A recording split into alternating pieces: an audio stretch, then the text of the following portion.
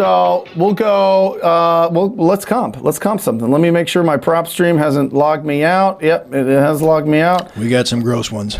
We got some gross ones. Oh, yeah. Oh, now you're speaking my language. All right, pop it up here. Pop it up here. Here we are, Deal Machine. I'm sorry, prop stream at TTP Data. I'm losing my mind. 842 East 12th Avenue, Columbus. It's not popping up. 12th Avenue, Columbus. Let me take a look at this. Let me just look at this thing real quick. It's off market. Look at this property. I love it. I love it. I love it. I love it. I'm going to look at this property. Whoa, that's zoomed in too much. Here we go. Okay, so what am I looking at here? I'm looking at a boarded up house, and Stephanie says it has been boarded up for 6 years. All right, I'm taking a look. Interesting. Are we right by a freeway here? Is that what's going on? Good. Yep, right next to the freeway. Do you see this? We're on the freeway. That's what I'm talking about. Yeah, you see that big street. So obviously this is going to affect it because it's right on that side. So with anything, with these properties that are right by a freeway, you got to take a 10 to 20% discount. This is fine. We can comp this, guys. A 10 to 20% discount on this property here because it's right there on the freeway. All right, now it's boarded up. Zillow has it at how much, guys? What did Zillow have it at? 70. 70. Realtors got it at 70. What is the, who asked the question? Stephanie? Yeah. Stephanie, what is the price that the seller wants for the property? I'm going to say fixed up is 70, but that's assuming that it's a property that is in the middle of a neighborhood, so I'd say that you're probably at 60,000 with a property that big. It looks like it's probably between 1,000 and 1,300 square feet, just based on the size that I'm looking at here. I would say that you're probably 20, 25 in. I would have to get this thing at like $5,000. Yeah, 5 or 10 grand is what I would go in at and see if I can get that property. You'd have to see if it's got equity. All right, cool. What's another one? All right, 244. This is a cool. Atlanta, good. This one popped up. Fantastic. Okay, let's take a look at this. I always like looking at the aerials, guys. I like looking, where does this property sit? Sits perfectly. Look at this. It's got a nice, now listen, this is a very thin lot. You can see the lot lines aren't even matching up, but this is a very thin lot. There's a good sized backyard here. I would pull my little guy here just to get a nice area, a front shot of this. And I'm looking, okay, yes. Now we're getting some properties that I love. Okay. Not sure what's going on there. So it's this one. It's got some graffiti. It's got some overgrowth. It's got it's boarded up. Interesting thing. Did you guys notice that? Did you see what was behind me here? Did you guys see it? It is a dumpster. Holy cow! That means that this property. What is going on? This property right here is getting flipped. All right, or something's getting here. Maybe it's just getting trashed out. So that would be an interesting comp here. Okay, let's look at the property details. Now, look, they've owned it for 5 years. They bought it cash. All right, this is non-owner occupied. Now, listen, this looks like the property is boarded up, right? This property is boarded up. They've owned it for 5 years. Why haven't they done any work to it? Seriously, why haven't they done any work to it? That's the question that I'm wondering. And this is exactly why. Ba-ba-da-ba-ba-da-ba. They bought it for nothing. They bought it for absolutely nothing and we're frozen.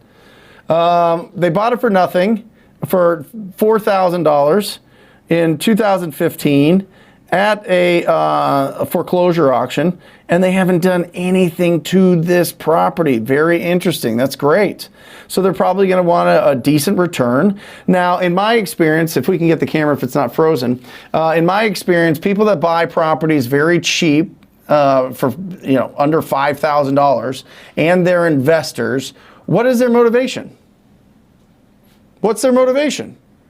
Well, their motivation is, well, they want to get They want to sell it. They want to get rid of it. They don't want to rehab it. Okay, are they going to be reasonable? If I pop this up, if I'm making my calls and I pop this deal up, I'm hitting them with a price right now because I do not want to waste time understanding what this guy wants for this property. Because if you ask the question, well, what are you looking to get for this property? How much would you take for this property? Whatever it is. And they go, I don't know. Give me your best offer, right?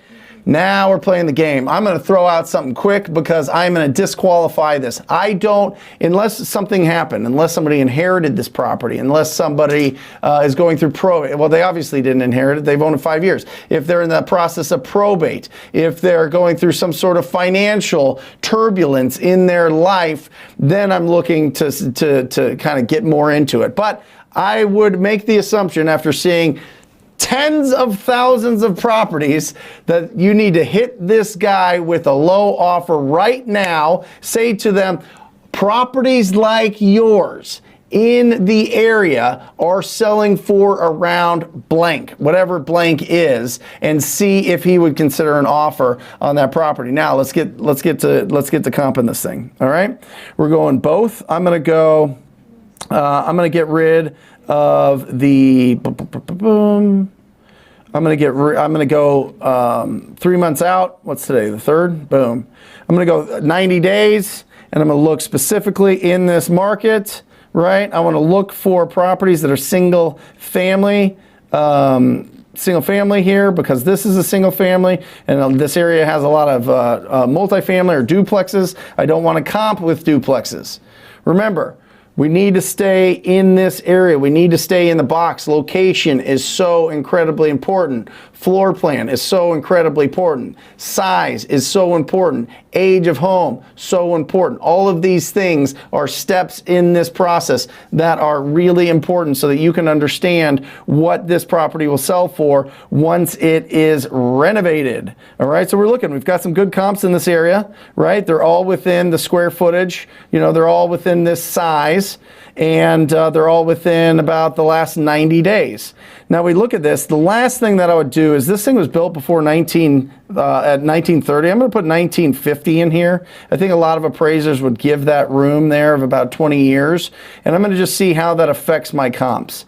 Now the average comps here have it at 163 fixed up, which is fantastic. I mean, this guy got a smoking property in a smoking deal. Unless there is something very, very, very off about this neighborhood, this is solid. It looks like you've got some apartments behind you. That's going to ding you a little bit depending on the quality and the cost of those apartments. If they're really nice apartments, it's not too bad, but typically people don't want to be backing up to apartments. If it's a rougher or lower priced apartments, it's going to affect your value. So, but look at some of these. Look at these ones that are starting to pop off at the 250s and the 190s and all this. This is really interesting. I'm going to see where these line up with this property. Okay, so these 250s, the 3 and number 2 and number 3 are over here. Let's take a look here. So you got 2, I think 2's right here. It's kind of hidden behind 1. Yep, it's right there. It looks like a good property. Looks similar. Good neighborhood. It doesn't back to apartments. I want to take a look at these 250s and see what is going on here. Whoa, look at this beauty. Holy cow. Look at that. Hey, what house did you buy? You can't miss it. It's the it's the bright blue one. What? Yeah, don't even worry. I'm not even going to give you my address. I'm going to just give you the street. Look at this. They decked this thing out, guys. But listen, this is potential in this area. This is telling me that this area now has potential for $250,000 for a property. Now I'm looking at this. Now this is a 3-2. What is our property? This is going to really affect it. Or, you know, you're going to see that obviously the properties that have more bedrooms and are more functional are going to get more. Now we have a 3-1. This is going to play with us. We got to find a way to get that second bathroom in there, or it's going to dramatically affect. And that's the difference between probably a $200,000 house and a $250,000 house. That's how big of a jump a bathroom is. Because believe it or not, if you've got only one bathroom, it is people fight over that bathroom all the time, and it turns into a mess. So if you can convert that to a 2, you've got potential to push this out. I would look at the floor plan of this, and I would see if there is an area that you can tie in another bathroom into the 1,300 square feet that they have. There probably is. 1,300 square feet is a good size house. It's not a tiny house. So I would look to do that, because look what happens when you do that. Plus, this lot size is bigger, right? Now, I don't know if this is in a very desirable historic area, but if it's not, I would say, you know, this property, you can push this thing if it's looking really beautiful with 1 bathroom. I would say probably stick around that 180 to 200 mark. If it's looking great, then the 250, you know, 225 to 250 mark. So let's just say worst case scenario, let's say that this thing sells for 180 once it's fixed up with 1 bathroom. Let's take a look at this. Let's draw this thing up, okay? So we've got our ARV is 180, and this can range. If you can get a second bathroom in there, you can push this value. So I want to know if we can ask who posted this. I want to know if we can get the price that they want. Okay, and then we're going to times that by, we're going to need $20,000. So let's times this by 0.06 to get rid of the closing costs and fees. Let's subtract a minimum of $20,000 in profit that a flipper is going to want. Flipper? That's 149.2. This is 149.2? Yeah. Okay. It was C-free. And then let's subtract, it is a 1,300 square foot, boarded up, depends what it needs. I'm gonna assume that it needs to look beautiful and decked out as the other one. So I'm gonna put in there 30,000 unless, does it need a roof, guys? He says it's 1.5 bathroom and they want 135K. Now we're playing. Interesting. I would do that deal. Yeah. I would convert that half bathroom into a full bathroom, and I'd sell it for over 200. Yep. His name is Steve Freezer. Yeah, Steve, I think that's, I mean, you've got, huh? Steve Freezer, 99. Steve Freezer, yeah, I like those numbers. Well, let's show you why I like those numbers. Minus 30 or 119.2 there. Yep. Yep, but he's got a second bathroom. Yep. So I'm going to put this thing up at, He's saying it's a full gut. full gut. Like it needs everything. So he needs, I'm going to put it at 50 then, Steve. All right. So let's say that you get, that other one went for 250. Let's say we could push this one. It's got a bigger lot, but it has the apartments. It has the apartments, which is going to throw this off. So I'm going to put this thing at 225. Oh, and I'm going to erase it. 225. I mean, how hot is Atlanta? Hot. Right? Yeah, 225. Now we start playing around. Now we can do the 0.84. What does that put us at, Mike? 189. Yep, 189.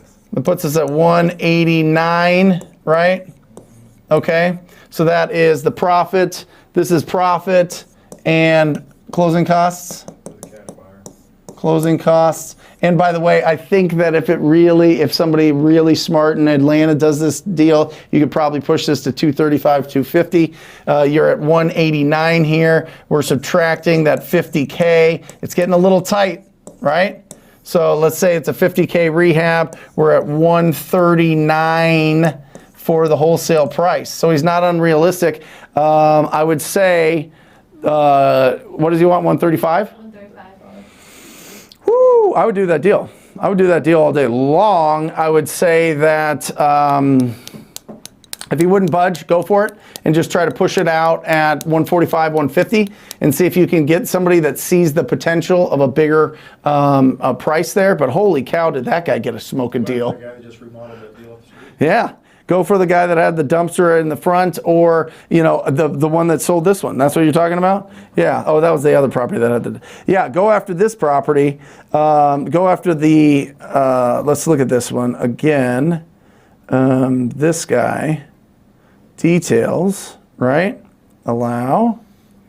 What I would do here is I would go down to my MLS details. Hello. Here we go. I'm calling this number right here, and I am finding who sold this deal. Yeah, or just look it up. Just Google it. You can find their info on Zillow or Realtor.com.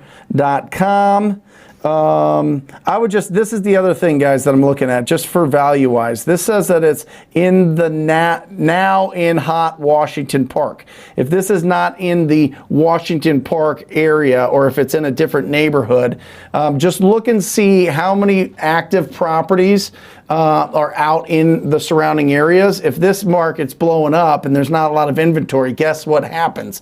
It starts expanding into the outer markets, and those start getting those values as well. It happens all the time, and that's what I would do. I'd reach out to the owner here, or the agent here, and see if they would consider, because that's a tiny, tiny, tiny lot. You've got a bigger lot. It does back to apartments, so that's going to throw it off a little bit. And yeah, I would do that deal. And what I would do is I would see if they would take 130 and then push it out at 140, 145, maybe 150.